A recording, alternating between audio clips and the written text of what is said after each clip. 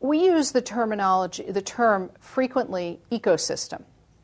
And the value that you all have training at Stanford and being in the Silicon Valley in the Bay Area is enormous. I mean, it is an environment unlike any other environment I've ever seen and anybody's ever created. There's certainly an ecosystem in Boston. There's a little bit of one in San Diego. But in the United States, those are the hubs for innovation.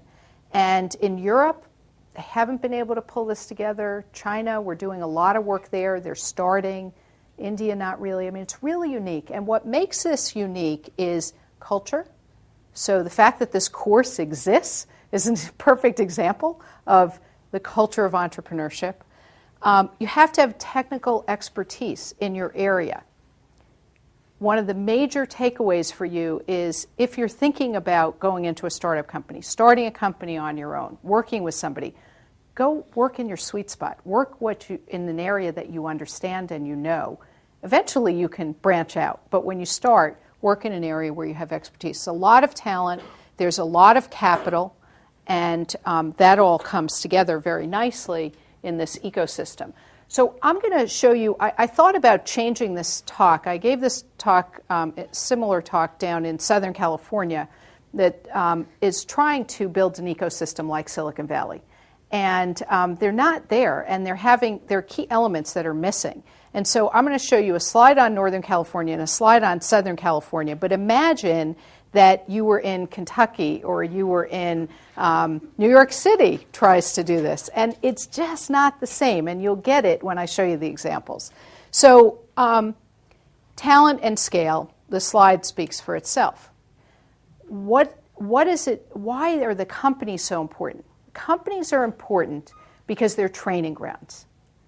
That's where you learn the basic elements of how to operate and how to put pieces together. And we get a lot of talent from the bigger companies that are formed here in Silicon Valley. If you look at Southern California, so when I put this together, I struggled to find a set of companies that would really have a talent pool that we could draw from. It's different, right? I mean, you have a biotech, you've got a couple of them. You've got computer tech, and then you've got some service companies. Very different formula. If you look at research talent, I mean, the cluster of universities around the Bay Area is just remarkable. And this is what allows Boston to start with a cluster of very, very good startup companies, MIT, Harvard, MGH, Broad Institute, very, very good set. And then in San Diego, but you have basically 3 institutions. And so it's not there's not as much depth. And then, Southern California actually has a set of very, very good institutions. But what we find, and we've done a number of startups, recently out of UC Santa Barbara and Caltech, is that we find the technology and then we move it. We move the technology maybe with a founder to the ecosystem up here or sometimes in San Diego.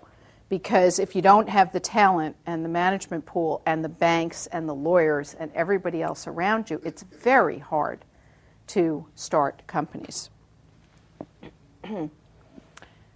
So capital, drive up and down Sand Hill Road. There's a ton of capital. It's not a problem.